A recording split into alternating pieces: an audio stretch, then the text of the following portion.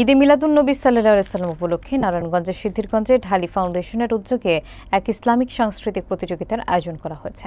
অনুষ্ঠানে বক্তারা অপসংস্কৃতির আগ্রাসন রোধ করে ইসলামী সাংস্কৃতিক চর্চা বৃদ্ধির উপর গুরুত্ব আরোপ করেন। এতে বিভিন্ন শিক্ষা প্রতিষ্ঠানের শিক্ষার্থীরা অংশ নেয়। বিস্তারিত থাকছে মনিরুল ইসলাম মনিরের তথ্যচিত্রে। গতকাল সোমবার নারায়ণগঞ্জের সিদ্ধিরগঞ্জ থানার ৭ নম্বর ওয়ার্ডের কদমতলী এলাকার ঢালি ফাউন্ডেশন প্রাঙ্গণে পবিত্র ঈদে মিলাদুন্নবী উপলক্ষে এক ইসলামিক সাংস্কৃতিক প্রতিযোগিতার আয়োজন করা হয়।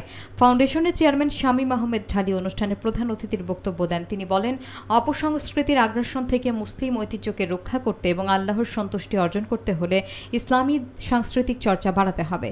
তিনি আরও বলেন, কোরআন সুন্নাহকে কেন্দ্র করে জ্ঞান ও নৈতিকতার চর্চা বাড়ানোর মাধ্যমে অশ্লীলতা ও বিজাতীয় সংস্কৃতির প্রভাব ঠেকানো সম্ভব।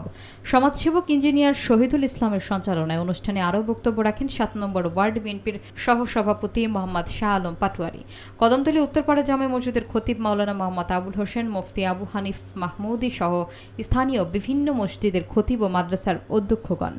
কদমতলী এলাকার বিভিন্ন মাদ্রাসার শিক্ষার্থীরা এই প্রতিযোগিতায় অংশ নেন। অনুষ্ঠান শেষে দেশ ও মুসলিম উম্মার শান্তি ও সমৃদ্ধি কামনা করে বিশেষ মোনাজাত করা হয়।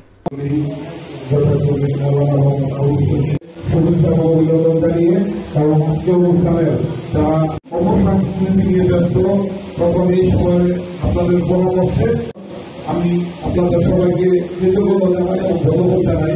বিশেষ করে আমি মানুষের পাশে দাঁড়ানো এবং আমার ধৈর্য ও সামর্থ্য দিয়ে যদি আপনাদের সকলের সহযোগিতা একান্তভাবে কামনা করি। আজকের মতো উপস্থিতি বর্তমান সময়ে আমরা সদা সর্বদা সারা জীবন আলহামদুলিল্লাহ এ পর্যায়ে আমাদের সামনে বক্তব্য আপনারা এই অনুষ্ঠানকে